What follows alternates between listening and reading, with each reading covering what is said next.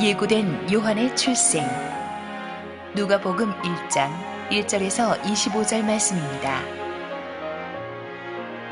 우리 중에 이루어진 사실에 대하여 처음부터 목격자와 말씀의 일꾼된 자들이 전하여준 그대로 내력을 저술하려고 붓을 든 사람이 많은지라. 그 모든 일을 근원부터 자세히 미루어 살핀 나도 데오빌로 각하에게 차례대로 써보내는 것이 좋은 줄 알았노니, 이는 각하가 알고 있는 바를 더 확실하게 하려 함이로라. 유대왕 헤롯 때에 아비야 반열에 제사장 한 사람이 있었으니 이름은 사가랴여, 그의 아내는 아론의 자손이니 이름은 엘리사벳이라. 이 두 사람이 하나님 앞에 의인이니 주의 모든 계명과 규례대로 흠이 없이 행하더라. 엘리사벳이 잉태를 못하므로 그들에게 자식이 없고 두 사람의 나이가 많더라. 마침 사가랴가 그 반열의 차례대로 하나님 앞에서 제사장의 직무를 행할세. 제사장의 전례를 따라 제비를 뽑아 주의 성전에 들어가 분향하고, 모든 백성은 그 분향하는 시간에 밖에서 기도하더니 주의 사자가 그에게 나타나 향단 우편에 선지라. 사가랴가 보고 놀라며 무서워하니 천사가 그에게 이르되, 사가랴여 무서워하지 말라. 너의 간구함이 들린지라. 내 아내 엘리사벳이 내게 아들을 낳아주리니 그 이름을 요한이라 하라. 너도 기뻐하고 즐거워할 것이요 많은 사람도 그의 태어남을 기뻐하리니, 이는 그가 주 앞에 큰 자가 되며 포도주나 독한 술을 마시지 아니하며 모태로부터 성령의 충만함을 받아 이스라엘 자손을 주 곧 그들의 하나님께로 많이 돌아오게 하겠습니다. 그가 또 엘리야의 심령과 능력으로 주 앞에 먼저 와서 아버지의 마음을 자식에게, 거스르는 자를 의인의 슬기에 돌아오게 하고 주를 위하여 세운 백성을 준비하리라. 사가랴가 천사에게 이르되, 내가 이것을 어떻게 하리요? 내가 늙고 아내도 나이가 많으니이다. 천사가 대답하여 이르되, 나는 하나님 앞에 서 있는 가브리엘이라. 이 좋은 소식을 전하여 내게 말하라고 보내심을 받았노라. 보라, 이 일이 되는 날까지 내가 말 못하는 자가 되어 능히 말을 못하리니, 이는 내가 내 말을 믿지 아니함이거니와 때가 이르면 내 말이 이루어지리라 하더라. 백성들이 사가랴를 기다리며 그가 성전 안에서 지체함을 이상히 여기더라. 그가 나와서 그들에게 말을 못하니 백성들이 그가 성전 안에서 환상을 본 줄 알았더라. 그가 몸짓으로 뜻을 표시하며 그냥 말 못하는 대로 있더니 그 직무의 날이 다 되매 집으로 돌아가니라.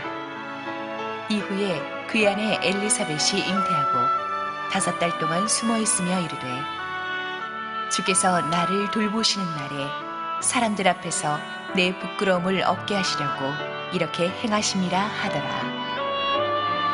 할렐루야. 우리 하나님께 감사와 영광의 박수를 돌리겠습니다.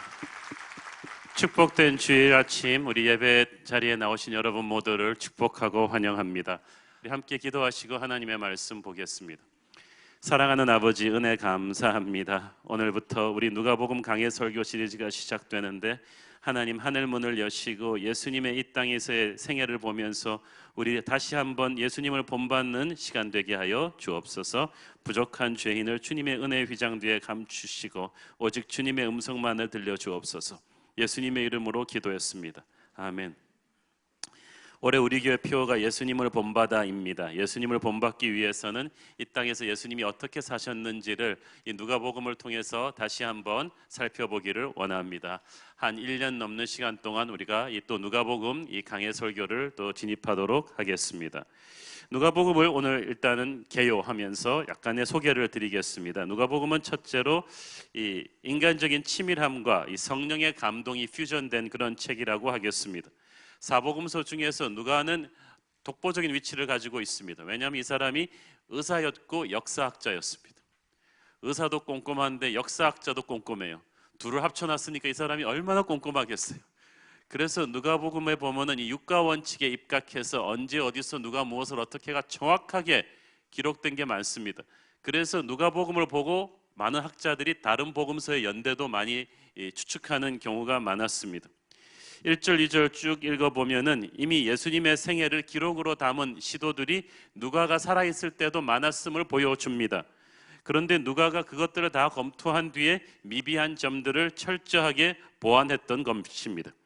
3절 읽습니다. 시작. 그 모든 일을 근원부터 자세히 살핀 나도 데오빌로 각하에게 차례대로 써보내는 것이 좋은 줄 알았노니, 여기서 차례대로 써보낸다는 말은 촘촘하고 치밀하게 정리해서 써보낸다라는 뜻으로 번역해도 되겠습니다. 또 근원부터 자세히 미루어 살폈다는 헬라어 표현은 위로부터 온 사실을 자세히 살폈다는 뜻이 됩니다. 즉 누가가 인간적으로도 치밀하고 촘촘하게 최선을 다해서 정리를 했지만 하늘로부터 오는 성령의 감동에 사로잡혀서 이 복음서를 기록했다는 뜻입니다. 그러니까 이것은 그냥 탁월한 학자가 지식적으로 서술한 책이 아니고 하나님의 사람이 이 지식에다가 성령의 기름 부으심을 얹은 거예요. 기도하면서 쓴 책입니다. 하나님의 영감으로 쓴 책입니다. 베드로후서 1장 21절 보겠습니다. 시작. 예언은 언제든지 사람의 뜻으로 낸 것이 아니요 오직 성령의 감동하심을 받은 사람들이 하나님께 받아 말한 것임이라. 성령의 감동으로 하나님의 이 쓰시는 말씀을 그대로 받아 적은 것입니다. 인간적인 최선과 성령의 기름 부으심의 합작품. 저는 이것이 저희 교회가 또 지향해야 될 모든 사역의 핵심 포인트라고 생각합니다. 인간적인 재능과 열심으로 최선을 다하지만 반드시 기도 중에 성령의 감동으로 마무리를 지어야 하는 것입니다. 두 번째로 이 누가복음은 한 사람을 위한 복음입니다. 3절에 보니까 데오빌로 각하라는 한 사람을 위해서 썼습니다. 이 데오빌로 각하, 누군지는 모르지만 사회 고위층에 상당한 영향력을 가진 인물이었던 것이 분명합니다. 기독교 신앙에 막 입문하던 인물이었던 것 같습니다. 기독교에 대해서 긍정적인 인상을 가진 인물이었습니다. 그래서 누가는 이 데오빌로가 예수님의 행적에 대해서 정확하게 아는 것이 앞으로 기독교가 전 사회에 미칠 파급 효과를 생각해서 굉장히 중요하다고 느꼈던 것 같습니다. 어쨌든 한 사람을 위한 이 엄청난 서신서의 이 작업이 굉장히 놀랍습니다. 그래서 그런지 누가복음은 개개인의 복음입니다. 누가가 예수님께서 우리 한 사람 한 사람에게 깊은 관심을 갖고 계심을 강조합니다. 세례 요한의 부모 사가랴와 엘리사벳에 대해서도 아주 디테일하게 기술하고 있고 동정녀 마리아에 대해서도 누가처럼 자세하게 기술한 복음서는 없습니다. 그 어떤 복음서보다도 이 누가복음은 특정 개개인에 대한 깊은 관심을 가지고 있습니다. 우리 교회도 커지면 커질수록 한 영혼 한 영혼에 대한 섬세한 관심을 갖는, 한 영혼을 소홀히 여기지 않는 그런 따뜻한 교회가 되기를 바랍니다. 누가복음은 세 번째로 열방의 잃어버린 영혼들을 위한 구원의 복음입니다. 어떤 복음서보다도 구원자라는 표현이 누가복음에 자주 나옵니다. 마태복음의 비유들이 주로 천국을 강조하는 데 반해서 누가복음의 비유는 주로 잃어버린 영혼들을 찾아오시는 예수 그리스도의 사랑을 강조합니다. 돌아온 탕자의 비유라든지 잃어버린 엽전 한 입을 찾아 헤매는 과부의 그 마음, 양 99마리를 두고 한 마리 잃어버린 양을 찾아 나서는 목자의 마음, 유대인뿐 아니라 이방인 열방을 향한 이 구원의 메시지가 누가복음처럼 강렬하게 강조된 복음은 없습니다. 그래서 누가복음을 전도자의 복음이요 선교사의 복음이라고도 합니다. 저는 누가복음을 통해서 우리 교회 안에 전도의 열정이, 선교의 열정이 다시금 새롭게 불붙기를 소원합니다. 네 번째로 누가복음은 약자들을 위한 복음입니다. 버림받은 자들, 죄인들, 사회 가장자리에 있는 사람들, 가난한 자들, 무시당하던 자들을 위한 복음입니다. 세리 마태가 예수님의 부르심을 받고 나서 온 동네 사람들을 모아서 잔치를 벌인 장면이라든가, 뿅나무 위에 기어 올라가서 주님을 만나려 했던 여리고의 세리 삭개오의 모습, 또 아기 예수의 탄생을 제일 처음 목격한 것이 그 당시 가장 천대받던 목동들이었다는 것을 누가복음은 강조하고 있습니다. 선한 사마리아인의 비유, 굉장히 유명한 스토리인데 그 당시 사마리아인은 유대인들로부터 이방인들보다 더한 멸시를 받고 있었습니다. 그 사마리아인조차도 예수님께서 귀하게 쓰시는 일꾼이라는 것을 누가는 강조하고 있습니다. 부자와 나사로의 비유를 통해서 이 땅의 재물이 얼마나 허망한가를 누가는 보여주고 있으며, 이 땅의 재물을 팔아서 가난한 자들을 도와야 된다는 예수님의 가르침을 누가는 강조하고 있습니다. 이 누가복음을 보면서 우리는 무시당하고 소외되는 가난하고 힘없는 자들에게 내려가는 복음의 에센스를 깨닫는 것입니다. 제가 몇 주 전에 설교했고 지난주에도 설교했듯이, 저는 우리 교회가 강남에 잘 나가는 사람들이 모인 교회가 아니라 가난하고 약한 사람들에게 다가가는 그런 교회였으면 좋겠습니다. 가난하고 병들고 힘든 교회들과 국내의 미자립 교회 선교단체들과 지체들을 돌보는데 우리가 최선을 다할 수 있는 결심을 새롭게 하는 것이 우리 누가복음을 설교하면서 계속 일어나게 되기를 바랍니다. 다섯 번째로, 누가복음은 여인들의 복음입니다. 당시 여인들은 남자들의 소유재산 정도로 아주 낮은 취급을 받았었습니다. 그런데 누가복음에서는 여인들에게 특별한 지위를 부여해 주죠. 처음부터 누가복음의 오늘의 본문에서도, 다음 주 본문에도 나오지만 엘리사벳이라는 여인이 등장하고 마리아가 등장하고 안나가 등장합니다. 나인성의 과부, 예수님의 발에 옥합을 깨고 향유를 부은 죄 많은 여인, 예수님께서 십자가 지고 가실 때 울면서 따라간 사람들은 다 여인들이었다는 것을 누가복음은 강조하고 있습니다. 여권 신장 운동이 일어나기 훨씬 전에 누가복음에서는 여인들을 향한 예수님의 사랑이 나옵니다. 그래서 저희 교회에서는 여성 사역을 굉장히 중요하게 생각합니다. 누가 여인들을 우습게 볼 소냐. 그래서 저희 새로운 교회에서 이 누가복음을 또 공부하면서 이 여성 리더십에 대한 예수님의 또 새로운 시각을 우리가 또 볼 수 있게 되기를 원합니다. 누가복음은 여섯 번째로 기도의 복음입니다. 기도가 누가복음만큼 자주 강조되는 것은 없습니다. 예수님이 공생에 시작하실 때, 세례를 받으실 때 성령이 임하셨는데, 그 성령이 임한 타이밍이 세례 받으실 때가 아니라 세례 받으신 뒤에 기도하실 때라는 것을 누가복음이 강조하고 있습니다. 광야에서 시험 받으실 때, 제자들을 택하시기 전에, 자신의 죽음을 예언하시기 전에, 변화산에서 변형되시기 때, 베드로를 위해서 겟세마네에서, 또 십자가상에서 끊임없이 기도하시는 예수님의 모습을 누가복음은 다루고 있습니다. 이들 중 대부분이 사복음서 중에서 누가복음에만 나오는 예수님의 기도 스토리들입니다. 기도를 다룬 유명한 본문들 있지 않습니까? 구하라, 찾으라, 두드리라, 이것도 다 누가복음에 나옵니다. 누가복음에 보면 예수님께서는 인생의 고비고비마다 기도하고 계신 걸 볼 수가 있습니다. 예수님의 사명이 드러나는 영적인 의미가 있는 순간마다 어김없이 예수님은 기도하고 계셨습니다. 모든 영적인 터닝 포인트가 되는 사건은 예수님의 기도를 그 터닝 포인트로 하고 있어요. 저는 누가복음 속에 주님을 보면서 우리가 모두 기도의 사람으로 거듭나게 되기를 원합니다. 어제도 우리 공동체 총무, 장로님, 목회자들이 우리 엘림동산에 가서 개강을 앞두고 뜨겁게 기도했는데 얼마나 불같은 은혜가 임했는지 모릅니다.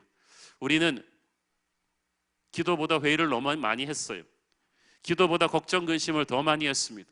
저는 누가복음을 설교하는 이 동안에 우리 교회 새로운 기도의 불길이 일어나게 되기를 원합니다. 우리 각자의 개인의 기도 시간이 늘어나기를 바라고, 모든 순들과 사역팀들의 리더들이, 목사님들이, 장로님들이 무릎 꿇고 기도하는 모범을 보이는 그런 교회가 되기를 원합니다. 일곱 번째로, 누가복음은 찬양의 복음입니다. 신약의 다른 어떤 책들보다 누가복음에는 하나님을 찬양하라는 표현이 자주 사용이 됩니다.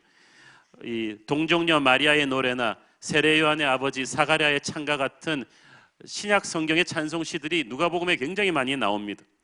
저 유명한 아베 마리아도 이 다음 주에 설교할 마리아의 노래에서 나왔고, 목동들이 그 천사의 그 아기 예수의 탄생을 선포하는 걸 듣고 목동들이 또 같이 찬양하는 그 노래에서 우리는 글로리아 인 엑셀시스라는 또 유명한 크리스마스 찬양도 거기서 나왔죠.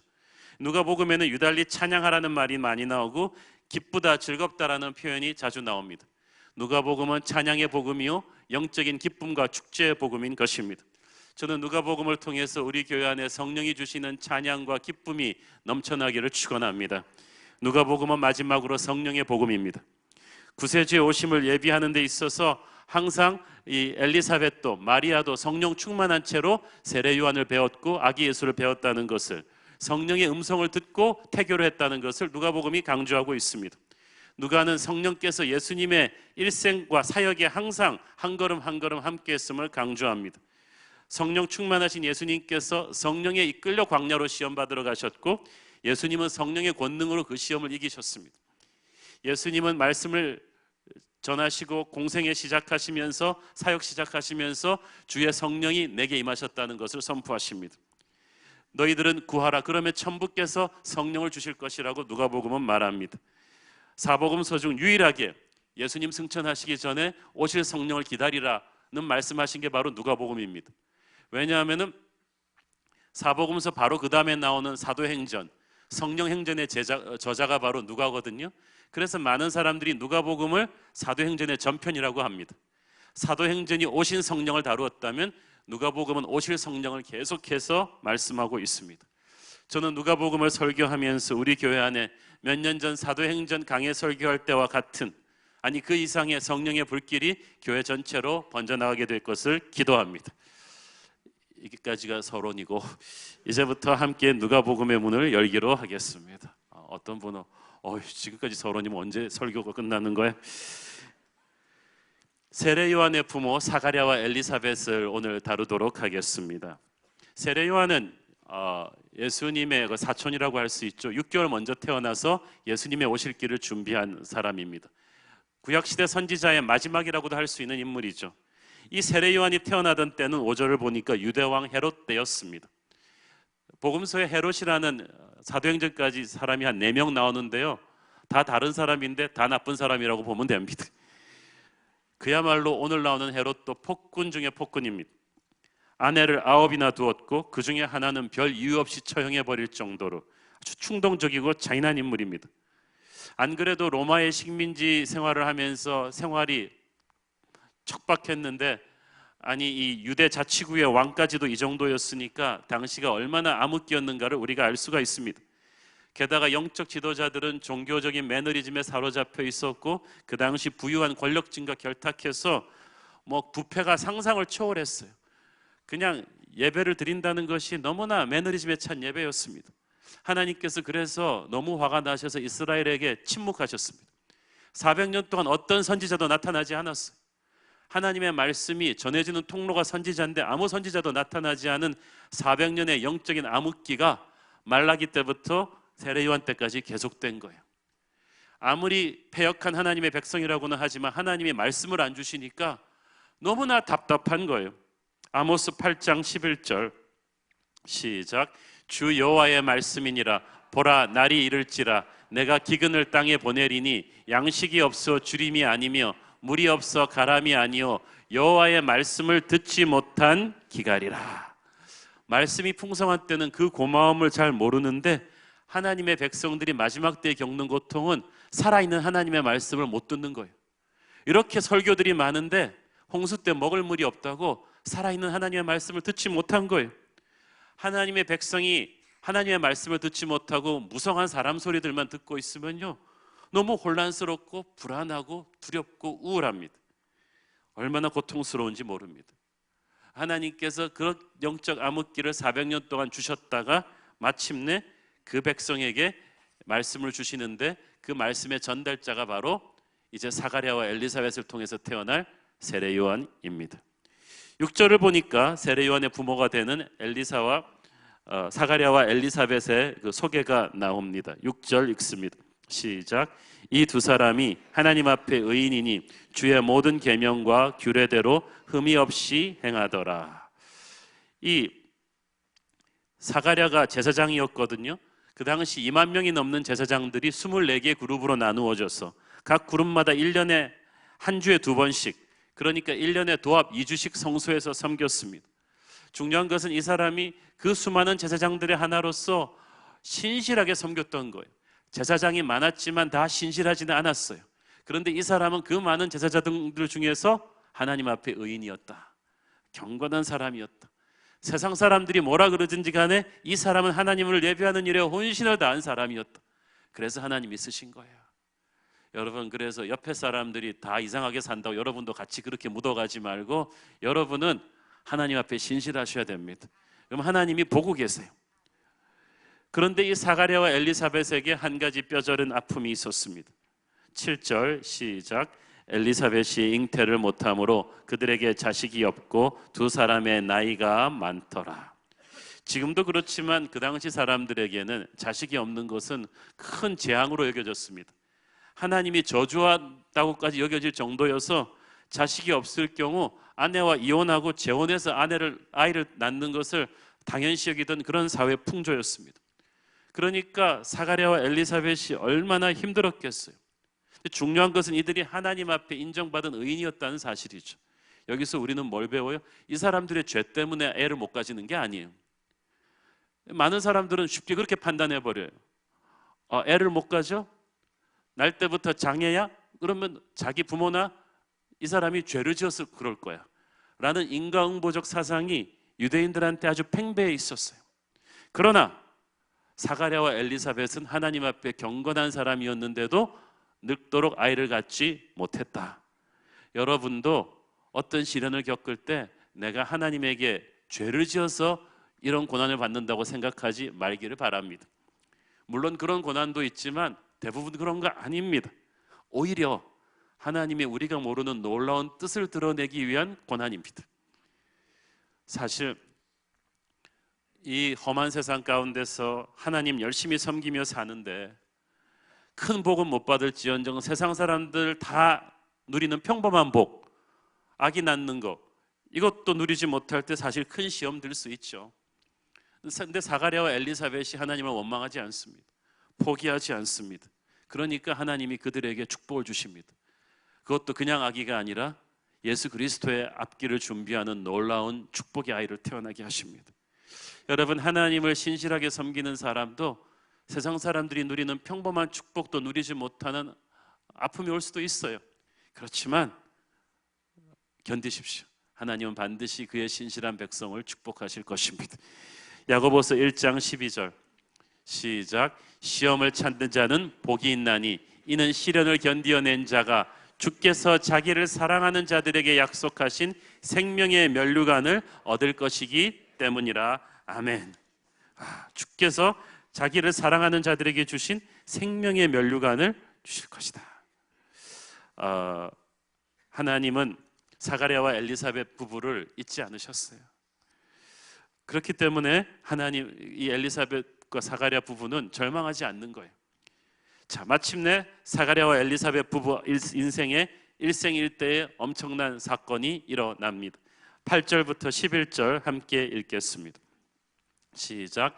마침 사가랴가 그 반열의 차례대로 하나님 앞에서 제사장의 직무를 행할세 제사장의 전례를 따라 제비를 뽑아 주의 성전에 들어가 분향하고 모든 백성은 그 분향하는 시간에 밖에서 기도하더니 주의 사자가 그에게 나타나 향단 우편에 선지라. 아멘. 성전에서 제사를 드릴 때 제사장은 아침 제사 전에 또 저녁 제사 후에 향을 제단 위에서 피웁니다. 이 향은 요한계시록에 나오지만 우리의 기도를 상징합니다. 주여 우리의 간구를 들어주옵소서. 이것을 제사장이 모든 백성의 기도를 담아서 대신해 주는 거예요. 그런데 아까 말씀드렸다시피 이 제사장 수가 2만 명이나 됐거든요. 그런데 이 백성을 대표해서 이 향을 분향드리는 것은 제사장에게 최고의 특권인데 2만 명이 제비를 뽑아서 그 순번을 결정해요. 그러니까 평생에 한 번도 제비가 안 뽑히는 사람도 있는 거죠. 그런데 사가랴가 그날 뽑힌 거예요. 그리고 그날 제사를 드리는 그 순간에 하나님의 천사가 사가랴에게 오신 것입니다. 여러분, 하나님은 우리 언제 오실까요? 어떤 순간에 오실까 아무도 모르죠. 그렇지만 열의 9은 예배하는 도중에 오세요. 기도하는 도중에 오세요. 찬송 가운데 오세요. 여러분이 9시 뉴스 보고 있을 때 오지 않아요. 스마트폰으로 팡팡 게임하고 있을 때 오시지 않은가. 제가 그렇게 주님의 임재를 거기서 느껴본 사람 저 별로 본 적이 없습니다. 분주할 때 오시지 않아요. 여러분이 교회 와서 열심히 다른 사람 욕하고 있을 때 오시는 게 아니에요. 예배 중에 오십니다. 찬송 가운데 거하십니다. 기도 가운데 오십니다. 하나님께서 예배드리는 중에 거룩한 임재로 찾아오시는데 하나님이 찾아오시는 그날이 여러분 생애 최고의 날입니다. 저와 여러분의 운명이 바뀌는 날입니다. 슬픔이 변하여 기쁨이 되는 날이며 내 기도의 응답이 터지는 날이며 안진뱅이가 일어서는 날이며 소경이 눈이 뜨는 날이며 절망 가운데 축복이 터지는 바로 그 날입니다. 저는 오늘이 바로 그 날이 되기를 축원합니다. 하나님이 예배 가운데 기도 중에 찬송 가운데 오신다면 하나님을 만나기 위한 확률을 높이려면 어떻게 해야 될까요? 기도 시간을 늘려야 돼요. 예배 시간을 늘리셔야 돼요. 하나님 앞에 엎드려 있는 시간을 늘려야 돼요. 수가 없어요. 그분을 기대하십시오. 근데 하나님께서 쫙 오셨는데 오시면 여러분 기쁘겠죠? 기쁜데 놀래요. 먼저 충격을 받아요. 1절 12절 굉장히 재밌어요. 시작. 주의 사자가 그에게 나타나 향단 우편에 선지라 사가랴가 보고 놀라며 무서워하니, 이런 거예요. 주의 임재를 기다렸는데 갑자기 진짜 임재하시니까 어머 놀래라. 뭐야, 자기가 임재한다 그래는. 여러분도 그래요. 어떤 분은 주여 옷이 없어서 옷이 없었는데 하나님께서 딱 오시면은 깜짝 놀래요. 어떻게 오셨냐고. 어떻게 죄인이 하나님의 임재를 감당할 수가 있어요? 여기서 놀랬다는 말을 영어성에 보니까 startled, 너무나 소스라치게 놀랐다는 것입니다. 여러분, 예배는 충격이에요. 거룩한 하나님의 임재가 아주 충격적으로 임하는 것입니다. 처음에는 팔짱 끼고 앉아서 그래 얼마나 설교 잘하나 보자, 얼마나 이렇게 앉아 있다가 하나님이 막 오시면 충격을 받아요. 부들부들 떨게 돼요. 상식적이고 합리적이고 아무 감동도 없으면 그게 무슨 임재예요? 그게 무슨 예배예요? 그러나 하나님의 임재가 진짜 임하면 부들부들 떨립니다. 감당이 안 됩니다. 그리고 하나님의 메시지가 들립니다. 13절 시작. 천사가 그에게 이르되 사가랴여 무서워하지 말라. 너의 간구함이 들린지라. 내 아내 엘리사벳이 네게 아들을 낳아 주리니 그 이름을 요한이라 하라. 하나님의 메시지가 기가 막혀요. 너의 간구함이 들린지라. 자, 보세요. 사가랴는 아직 기도한 적 없어요. 예배당에서. 왜냐하면 그는 지금 백성을 대표하는 제사장이고 목사예요. 그러니까 목사가 사실 자기 일 가지고 별로 기도 못해요. 기도해줄 성도들이 너무 많아서. 제사장도 분향을 하면서 제사장은 모든 백성의 기도 제목을 가지고 기도하고 있지 미안해서 자기 개인 기도 제목은 꺼내지도 못해요. 그렇지만 그 개인의 평생의 한 같은 기도 제목은 아이를 갖는 거예요. 그렇지만 그 귀한 시간에 자기 기도할 수 없잖아요. 백성의 문제를 기도하는데 하나님께서 감사하게도 내가 오늘은 네 문제를 해결해 주겠다. 너의 간구가 내게 들린지라. 저는 목회자로서 이 말씀이 얼마나 좋은지 모르겠어요. 제가 2년 전에 우리의 대학 갈 때 처음으로 이제 대학 간다고 막 그럴 때 제가 그때 하나님 앞에 그때 기도했어요. 개척하느라고 5년 반 동안에 모든 사람 집 아이들은 다 기도해 줬는데 우리 애를 돌아보질 않았어요. 저는 고3, 고2 그런 게 뭔지도 몰랐어요. 너무 미안하더라고요, 새삼스럽게. 그래서 하나님, 우리 애도 하나님께서 앞날을 축복해 주십시오. 그러는데 그때는 진짜 정확하게 하나님께서 저를 안아주시면서 말씀하셨어요. 네가 나의 자녀들을 돌보니 내가 너의 자녀는 내가 돌볼 것이다. 정확하게 온 거예요. 지금 사가랴에게 그렇게 하시고, 사가랴는 지금 온 백성의 죄를 놓고 이렇게 예배하는 사람이었는데 하나님께서 사가랴, 네 마음속에 있는 그 고민, 그 슬픔, 하나님의 일 하느라고 네 일을 못 챙긴 그 아픔 내가 안다. 내가 그걸 눌러주겠다. 하나님은 우리의 꽉 막힌 영적인 혈이 어딘지를 아시는 분이에요. 오늘 하나님께서 다른 사람에게 얘기 못하고 끙끙거리던 여러분의 혀를 뚫기를 바랍니다. 그러니까 여러분, 하나님께서 내 개인적인 그 고민 알고 계실까 그런 생각하지 마세요. 하나님은 그 간구를 들었다고 했어요. 이제 하나님의 방법으로 그걸 해결할 것을 하나님은 항상 준비하고 계심을 믿습니다. 이 세례 요한이요, 하나님께서 이제 주시는데 단순히 사가랴와 엘리사벳에게 아들을 주게 하려는 그 사람들만을 위한 것은 아니었어요. 그들의 개인의 기도를 들어주면서 동시에 하나님은 민족 전체에게 주는 축복의 통로로 이 요한을 사용하기를 원하셨습니다. 14절 시작. 너도 기뻐하고 즐거워할 것이요 많은 사람도 그의 태어남을 기뻐하리니. 여러분의 자녀도 이렇게 되기를 바랍니다. 여러분 부모에게도 기쁨을 주면서 모든 사람에게 축복의 통로가 되는 아이가 될 것이다. 우리는 아이를 향한 우리 개인의 욕심만을 채워주길 원하는데 그 정도가 아니라 이 아이는 많은 사람에게 영적인 기쁨을 주는 축복의 통로가 되어야만 돼요. 하나님의 영으로 충만한 사람은 부모도 기쁘게 하고 많은 사람들에게 영적인 기쁨을 줍니다. 이 아이가 누구입니까? 세례 요한입니다. 400년의 영적 암흑기를 끝내고 하나님의 말씀을 백성들에게 시원하게 터뜨리는 영적인 백성들의 혀를 뚫어줄 그 사람이 세례 요한이에요. 많은 백성을 하나님께로 돌아오게 하면서 예수 그리스도의 오심을 준비하는 구약과 신약을 엮는 결정적인 마지막 브릿지적인 선지자가 바로 세례 요한입니다. 엄청난 사람이죠. 그러니까 나중에 예수님께서 여인이 나게 한 자 중에 이 사람보다 큰 자가 없다 그러잖아요. 이 사람에게 15절에 보니까 어렸을 때부터 성령의 충만함을 받을 것이고 17절 우리 같이 읽겠습니다. 시작.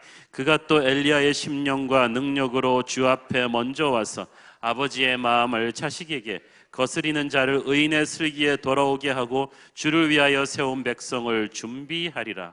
엘리야의 심령과 능력으로 하나님의 백성을 예수님 오기 전에 딱 준비시킬 그 엄청난 사명을 위해서 하나님이 엘리야의 능력을 이 아이에게 주겠다는 거예요. 하나님은 사명을 준 자에게 반드시 능력을 주십니다. 여러분과 여러분의 자녀에게 하나님께서 평생을 불사를 수 있는 거룩한 사명을 주시고 그걸 감당할 수 있는 능력을 주시기를 축원합니다. 하나님은 그 능력을 참 우리의 겸손이라는 바구니에 담아주세요. 세례 요한은 이 사명을 감당하기 위해서 세상 즐거움 다 버리고 외로움과 고난과 핍박을 감당해야만 했습니다. 그러나 하나님께서 부어주시는 능력과 은혜가 그 외로움과 핍박보다도 더 강했죠. 그래서 내게 능력 주시는 자 안에서 모든 것을 할 수 있다 그러던 사도 바울처럼 근데 하나님의 엄청난 일을 감당할 수 있었던 것입니다. 자, 그러니까 보세요. 아까도 말씀드렸지만 이 사가랴와 엘리사벳이 이토록 아기를 못 가진 것은 하나님의 저주가 아니라 최고의 축복으로 가기 위한 하나님의 시나리오였어요. 예수님이 태어나시기 전까지 기다려야 되니까 그때까지 준비한 거예요.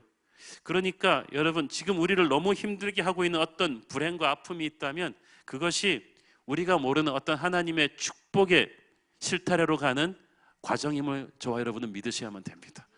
그러므로 그 아픔은 저주가 아니라 축복입니다. 요한복음 9장 3절 시작.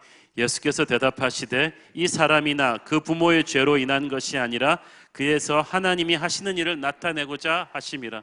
텐의 소경의 죄 이렇게 된 것은 이 사람의 죄냐 부모의 죄냐 이렇게 묻고 있었을 때 그게 아니고 하나님의 영광이 나타날 것이다. 여러분을 지금 힘들게 하고 있는 그 고난이 아이를 못 가진 것이라든지 하는 그 고난이 하나님의 영광을 드러낼 놀라운 결론으로 갈 것을 여러분 믿으셔야만 합니다. 자, 그런데 뜻밖의 이 상황에서 사가랴가 불신앙적인 모습을 보여요. 아기를 갖기 힘든 이 사람에게 하나님께서 아기를 주실 뿐 아니라 이 아기가 이 놀라운 엄청난 축복의 메신저가 될 거란 걸 딱 받았으면은 이 사람 목사잖아요, 제사장이잖아요. 반응이 어떻게 나와야 될까요? 할렐루야, 제가 그럴 줄 알았다고, 제 기도를 들어주셔서 감사하고 제가 이걸 설교 자료로 써서 부흥의 예화로 쓸 것이며 할렐루야 그러면서 이렇게 헌신이 나와야 되는데 사가랴가 뭐라 그러냐 하면 18절 시작. 사가랴가 천사에게 이르되 내가 이것을 어찌알리오 내가 늙고 아내도 나이가 많으니. 자, 여러분이 천사라면 얼마나 김 빠지겠어요. 그냥 막 천사는 세례 요한이 기절하듯 감동하고 자기한테 막 뽀뽀할 줄 알았어. 얼마나 감사해. 늙은 사람 그 하나님이 기도를 들어주시고 아기 태어나게 하고 그 아기가 보통 애가 아니고 엘리야의 능력을 가진 아이가 될 것이고 열방을 돌아오게 할 것이면 막 감사의 눈물로 할렐루야 그럴 줄 알았더니 나 늙었는데 어떻게 자식 생겨요? 근데 여기서 어떻게 알려는 말은 증거로 보여달라는 말이에요. 자, 여러분 우리가 항상 이렇게 웃겨요. 기도 열심히 해놓고 정작 하나님이 응답해 주신다 그러면 그게 과연 가능할까 물어봐요. 기도를 하지를 말든지. 그래서 우리가 기도는 하면서도 한쪽 사이드로는 설마 이게 되지는 않을 거라는 굳센 믿음을 가지고 계속 기도하는 거죠. 안 그래요? 중보기도 TV 우리 무의식 속에서는 안 될 거야. 그렇지만 기도 안 하면 신앙 없어 보이잖아. 막 하는, 다른 건 할 게 없으니까 막 하는데 뒤쪽으로는 설마 안 될 거라는 굳센 믿음이겠어. 여리고성 여호수아 앞에서나 무너뜨리는 거지 요즘은 아니라는 그런 거지. 그래서 정작 응답이 왔을 때 우리가 이것을 받아들이지를 않아요. 설마 나한테도 그런 일이? 그런데 히브리서 11장 1장 2절 말씀을 믿으셔야 돼요. 히브리서 11장 1절 2절 시작. 믿음은 바라는 것들의 실상이요 보이지 않는 것들의 증거니 선진들이 이로써 증거를 얻었느니라. 믿음의 선진 아브라함, 야고보, 모세 이런 사람들의 스토리가 남의 얘기가 아니라 우리 믿음의 증거인 걸 여러분 믿으셔야만 돼요. 이걸 믿어야 기도의 마무리가 됩니다. 아멘 다음이 중요한 거라니까요. 믿음은 축복을 받지만 불신앙은 징계를 받아요. 400년의 침묵을 깨고 이렇게 막 복음의 메시지를 갖다 줬는데 김팍세게 해버리는 사가랴를 보면서 천사가 얼마나 화가 났는지 말하는 거 보세요. 19절 보세요. 천사가 대답하여 이르되 나는 하나님 앞에 서 있는 가브리엘이라. 이 좋은 소식을 전하여 내게 말하라고 보내심을 받았노라. 이런 거예요. 너무 불신앙을 보이니까 천사가 화가 나서 너 내가 누군지 몰라? 나 가브리엘이야. 하나님의 세 선지자 천사장 중에 하나야. 나 청와대 비서실장이야. 내가 온 거야. 그런데 네가 어떻게 이 말을 의심을 하니? 그러면서 하나님의 징계를 전해주는데 이 징계가 희한하게도 이 사가랴가 원한 표적이에요. 증거로 보여달라 그러니까 그래 증거로 네가 아이 태어날 때까지 말 못하는 거야. 그게 증거야. 그래서 증거는 징계의 형태로 옵니다. 그렇죠? 저는 이 벌을 보면서 참 많은 걸 생각하게 됩니다. 여러분 사가랴는 목사잖아요. 제사장이잖아요. 말로 사람들에게 믿음을 갖게 하는 사람이에요. 그런데 믿음의 사람이어야 하는 사가랴가 믿음을 갖지 못하자 말하는 능력을 상실합니다. 여러분 믿음의 사람은 언어가 중요해요. 말이 우리 안에 있을 때는 우리가 그 말의 주인이지만 말이 입 밖으로 나가고 나면 그 다음부터 그 말이 우리를 끌고 갑니다. 그래서 하나님께서는 구약 성경에서부터 우리 입술의 권세를 굉장히 중요해서 강조합니다. 내 입에서 들리는 대로 내가 행하리라 그랬어요. 광야의 백성들이 우리가 여기서 다 죽겠다 그랬더니 그래 다 죽어. 1세대가 광야에서 다 죽었어요. 여러분 죽겠다 그러지 마세요. 진짜 죽게 돼요. 못 살겠다 그러지 마세요. 진짜 못 살아요. 안 된다고 말하지 마세요. 형제를 비판하고 욕하지 마세요. 그거 다 여러분한테 그대로 돌아와요. 그래서 믿음의 사람은요, 아빠 엄마는 자녀들에게 언어로 믿음을 선포할 권세를 가졌는데 아빠 엄마가 자녀들 앞에서 계속 불신의 언어를 하면 그 언어가 자녀들을 죽입니다. 그럴 때는 입술을 다무셔야 돼요. 목사가, 장로가, 순장이 입술의 권세로 말로 사람들에게 믿음을 심어줘야 되는데 시험 들어가지고 믿음을 못 심어주고 불평불만을 말하면 하나님이 반드시 그 책임 묻습니다. 그러니까 그때는 여러분이 그러므로 영적인 상태가 안 좋을 때는 사가랴처럼 입을 다무셔야 돼요. 천사가 다물게 하기 전에 입을 다무셔야 돼요. 믿음의 사람은 믿음으로 말해야 돼요. 그래서 이 비전이 이루어질 때까지 사가랴의 입을 묶어버린 거예요. 불신과 의심의 말이 나오지 않게 한 거예요. 자꾸 그런 방향으로 말을 내뱉어 놓으면 자꾸 자기가 그걸 믿게 돼 있어요. 그리고 그 말을 다른 사람들이 영향을 받아요. 여리고성을 7바퀴 반 돌면서 매일 왜 하나님께서 모두에게 침묵 명령을 내렸는지 아세요? 아무리 하나님의 말씀이지만 이해하기 힘든 말씀을 순종할 때는 조금만 놔두면 인간적인 불평불만이 터져 나오기 때문에 그래요. 한두 명이 아니고 200만이 그러기 시작하면요, 여리고성 한 바퀴 돌다가 다 끝나버려요. 마귀가 튀어나온 그 말을 가지고 사람들을 흐트러뜨려 버리거든요. 믿음의 언어가 안 나올 때는 침묵하는 것이 좋습니다. 그래서 중세기 수사들의 가장 기본적인 영성 훈련은 침묵 훈련이에요. 이게 금식보다 더 힘들대요. 제가 아는 존경하는 목사님 들어가서 죽는 줄 알았대. 일주일 동안 금원 수행하는데 차라리 금식을 시켜라. 말을 못하니까. 근데 이게 훈련의 시작이에요. 저는 저와 여러분의 입에서 불신과 의심의 말이 사라지게 되기를 축원합니다. 특별히 자기 가슴 속에 분노가 많고 혼란하고 기도 안 하고 세상적으로 막 조급해지고 영적으로 상태 안 좋을 때는 침묵하세요. 여러분의 입에서 좋은 말 나오지 않아요. 중요한 건 사가랴에게 떨어진 그 침묵의 징계가 영원히 가는 것은 아니었다는 사실입니다. 사가랴가 말 못하는 기간이 끝날 때는 언제예요? 때가 되어 말씀이 이루어지는 때였습니다. 하나님의 말씀이 성취되면 말 못하는 증상은 사라질 것이에요. 그러니까 말 못하는 것 자체는 불행이지만 이 고통이 사가랴의 믿음이 깊어지도록 돕습니다. 그는 이제 이 과정을 통해서 하나님의 말씀은 눈에 보이는 증거가 아니라 하나님의 신실함에 의지해서 붙잡아야 된다는 것을 깨닫게 된 거예요. 사실 하나님이 이 정도면 아주 나이스하게 해주신 거예요. 우리 같았으면 그래 안 믿어? 너만 제사장이야? 난 딴 사람한테 세례요한 태어나게 할 거야. 이럴 수도 있었어요. 관두어.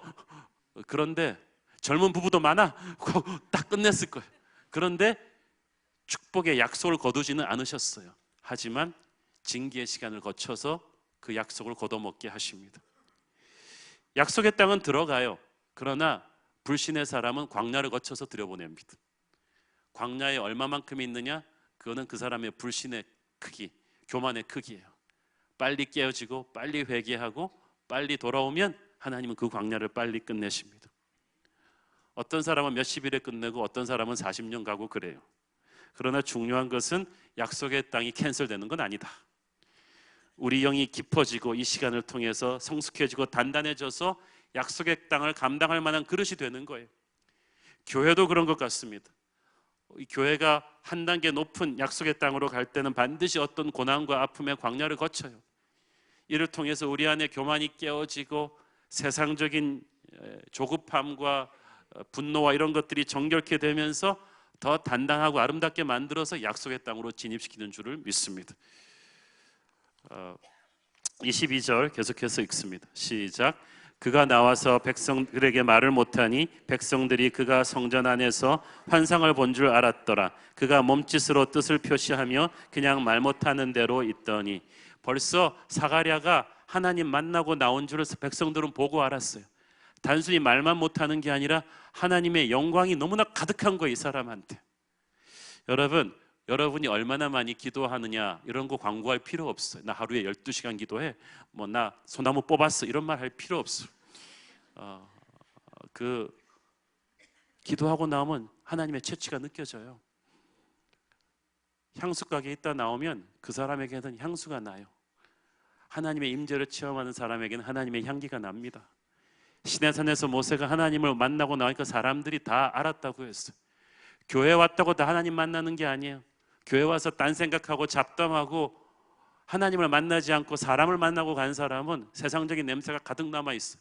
그러나 오늘 예배 가운데 하나님의 임재를 강렬하게 체험한 사람, 그래서 자기 안에 있는 세상적인 때가 깨어지고 녹아지고 부서진 사람은 오늘 나갈 때 얼굴이 다를 줄을 믿습니다. 저는 성전 밖으로 나가는 여러분에게서 오늘 하나님의 영광이 느껴지게 되기를 축원합니다. 이 사가랴와 엘리사벳 부부가 그 후 집에 돌아와서 조용히 집거합니다. 엘리사벳도 5개월 넘도록 묵상과 기도 가운데 조용한 시간을 보냅니다. 자, 여러분 희한하죠? 세상적으로 하면 있잖아요. 만약에 대통령이 불러갖고 이 사람한테 무슨 특명 정권대사 같은 거 맡겼다. 그러면 동네방네 광고 다 할 거예요. 매스컴에 다 인터뷰 나가고 대통령의 특권대사, 특별한 사명을 받은 사람. 근데 하나님의 사람은 그렇지 않아요. 인류의 역사를 바꿀 예수 그리스도를 준비할 세례 요한을 향한 엄청난 사명을 받은 하나님의 사람을 하나님이 딱 숨겨버려요. 광고 못하게 해요. 트위터 꺼버리고 전화 꺼버리고 하나님 앞에 침묵하게 합니다. 오늘날 우리가 SNS 좀 침묵해야 돼요. TV 좀 그만 봐야 돼요. 스마트폰 좀 그만해야 돼요. 사람들이랑 떠드는 거 좀 그만해야 돼요. 거룩한 침묵이 필요합니다. 예수의 보혈로 나를 덮는 시간이 필요합니다. 때로는 그걸 위해서 하나님께서 우리를 광야로 보내는 때가 있어요. 사가랴에게 입이 닫히는 것처럼 우리에게 직장이 떨어지게 하고 건강이 나빠지게 하고 사람들로 배신도 당하게 하고 감옥에도 갇히고 하면서 갑자기 하나님의 임재 앞에 나 홀로 구할 수밖에 없는 상황으로 하나님이 몰아가는 때가 있어요. 그러나 그때가 하나님의 특별 데이트 신청입니다.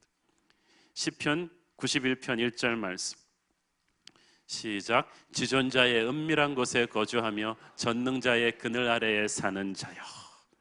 지존자의 은밀한 곳, 전능자의 그늘, 하나님의 그늘 앞에 침묵하며 기도하는 시간.